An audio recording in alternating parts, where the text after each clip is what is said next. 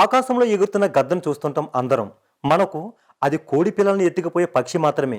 కానీ దాని జీవితాన్ని పరిశీలిస్తే మనిషి జీవితానికి స్ఫూర్తినిచ్చే ఓ గొప్ప కథ దాగి ఉంది. గద్దకి 40 ఏళ్ళు వచ్చేసరికి గోళ్ళు బాగా పొడవుగా పెరిగి ఆహారాన్ని పట్టుకోవడానికి సహకరించకుండా మారిపోతాయి. ఇలాంటి సమయంలో గద్ద ముందున్నది 2 దారిలే. ఒకటి ఆహారం, లేక చచ్చిపోవడం, లేదా తనను తాను మార్చుకోవడం.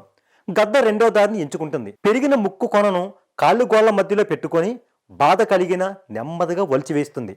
ఆ తర్వాత ముక్కు మళ్ళీ కాస్త కొత్తగా వచ్చి పదునుగా పెరిగే వరకు ఎదురు చూస్తుంటుంది. పదునుగా పెరిగిన కొత్త ముక్కుతో అవసరాన్ని మించి పెరిగిన కాళ్ళగోళ్లను వదిలించుకుంటుంది. ఆ తర్వాత తన ఈకలను తానే పీకేస్తుంది. ఇప్పుడు బరువుగా ఉన్న తన రెక్కలు తేలికైపోతాయి.